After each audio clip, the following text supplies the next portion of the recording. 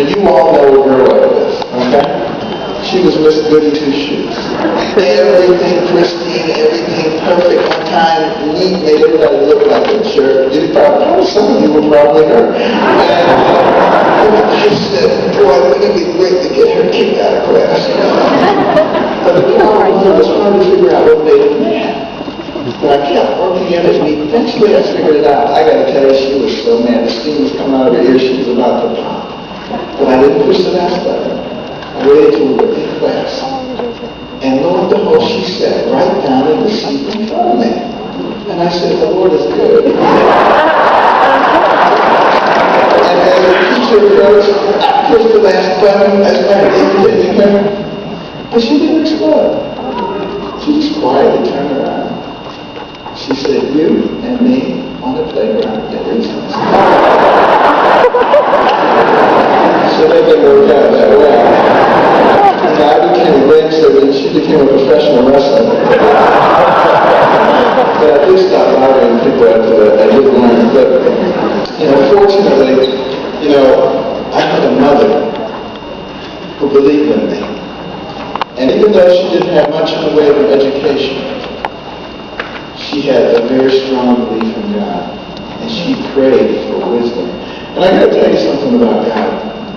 You don't have to have a PhD to talk. All you have to do is have faith.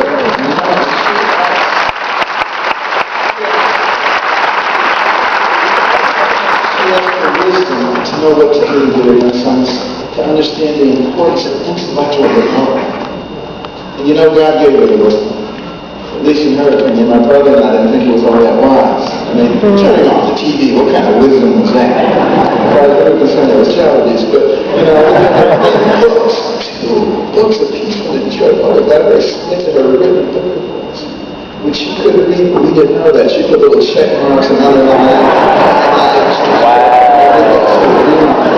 But, it did make a tremendous difference. And in the beginning, I hated it. But after a while, we were desperately poor, but between the covers of those books, I could go anywhere. I could be anybody. I could do anything. It began to open up whole new horizons, new vistas, particularly as I started reading about people like Booker T. Washington, his book Up From Slavery, born a slave, illegal to read. He read everything he could get his hands on. He became an advisor to presidents. I began to realize that the person who had the most to do what happens to you is you. That you could actually control your own destiny. And I went from the bottom of the class to the top of the class in the space of a year and a half. The same kids who were calling me dummy were saying, "Dang, how do you work this problem?"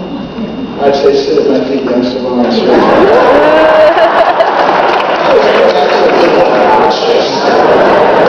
But the difference was I had a different impression of who I was.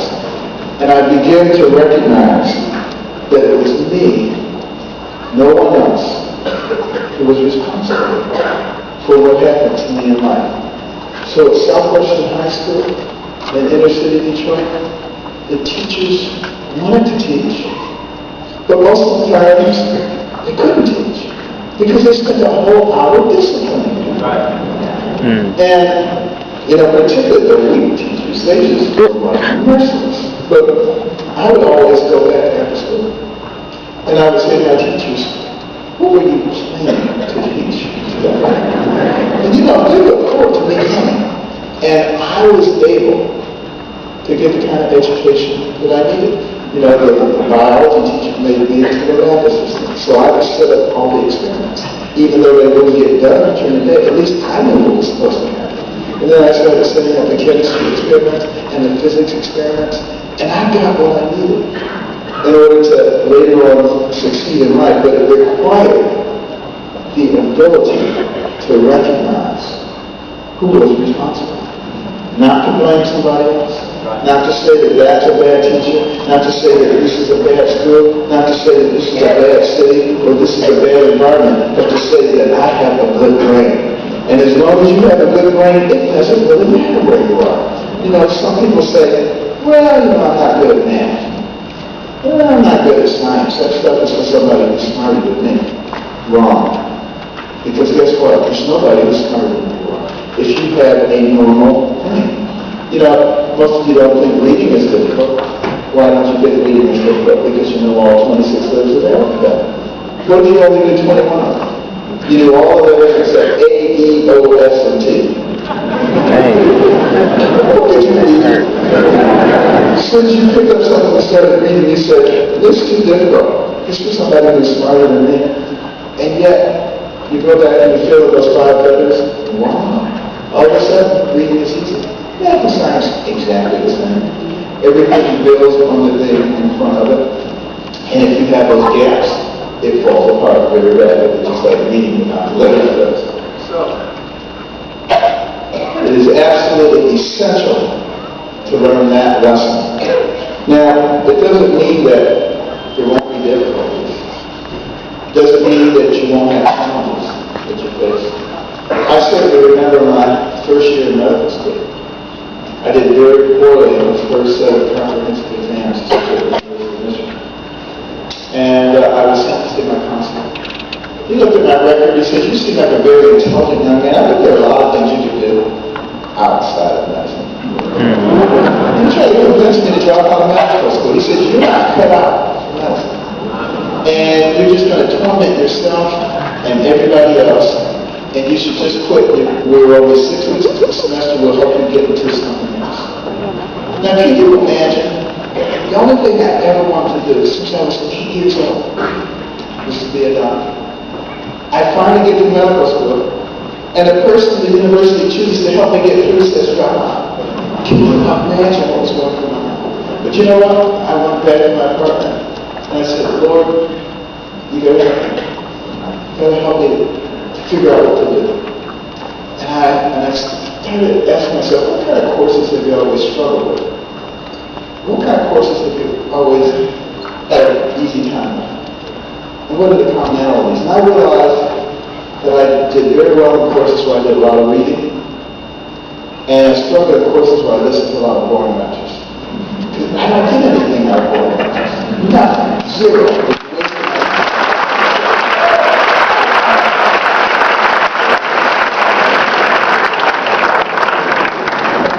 That's just a little indication to those of you who get bored lectures. Stop doing it. But you know, I made the executive decision. I said, I'm going to skip the boring lectures, and I'm going to spend that time reading. The rest of medical school was a snap after that. And you know, when I went back to my medical school years later as a commencement speaker, I was looking. Because I was going to tell him he wasn't put out to be the person. Because you know, there's so many people who are just negative. They can always find why you can't do something, but they can never find how you can do it. You know, that's no good. That does not work. And it doesn't work in medicine. It doesn't work in anything.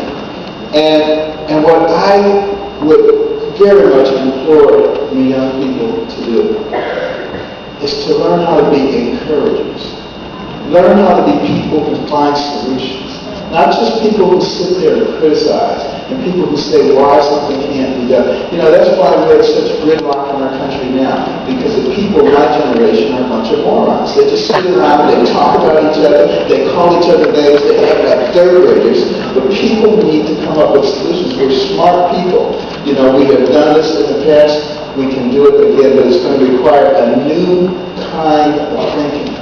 And that's why a university education is so important. You need to start practicing now. Learning how to articulate your points of view. Learn how to get out of the box. Thinking out of the box. If you only do what's been done before, then how are you making progress? You know, a lot of the things that I've been involved in medicine, people came to me and they said, you can't do that. That's never been done before.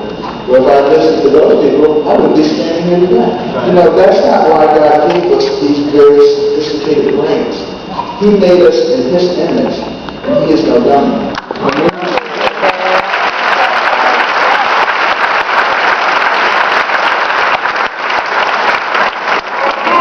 I time is running short, and I have to end, but I just want to ask you, what is success?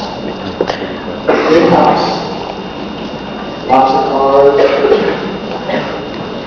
lots of titles, big bank account? I don't think so. You know, in 1997, when I was asked to come to South Africa to head up a team in an attempt to separate type 2 vertical craniopsis twins, Spanish twins joining the top of the head facing in opposite directions. And it was going to be a great challenge. There have been 13 attempts to separate those before, none of which have been successful. But you see, it's also going to be a great social challenge because it can be done at the Medical University of South Africa in Gimsa, the major black teaching hospital in South Africa, always the stepchild throughout apartheid and then the post-apartheid period. This was going to be their opportunity to stand shoulder to shoulder with Cape Town, Johannesburg, all the other great universities. But I wasn't ready for all that social pressure. I said, Lord, you got to show me something here. Smarter people, more capable people that never tried it before. And as I was studying your anatomy, and our three-dimensional workbench. And that's a whole other talk about, you know, the evolution in technology and how that can help us and how we must become extraordinary with these technologies. But as I was studying their anatomy, I realized that the training system that they shared was narrower centrally than it was peripherally. The traditional neurosurgical approach says decide which twin to give the drainage system to, separate them over 3 or 4 operations divided at a time by several months, they would develop collateral circulation. I felt impressed that if we did it in one operation but concentrated in the area where the vessels were narrowing, that they would have a propensity to quickly develop collaterals right during the operation. And when I explained that to the team, they said, "Really, Alex? What do you want?" I remember going to that operating room 2 days before New Year's in '98, big sign over the OR that said, "God bless Joseph and Luke Amanda." They were having songs for this Chris. I was thrilled. I said, "Can we bring a stereo system in and play inspirational music?" Well, 19 hours into the operation, we were only 3/4 of the way finished. The part that remained was so complex, blood vessels and gorge and tangled and each, it looked impossible. We stopped the operation, we went in a conference. I suggested we could cover the area over with skin, come back in a few months. They would have developed enough collaterals that we could then cut through that area. And the doctors from Zambia and South Africa said it's a great idea.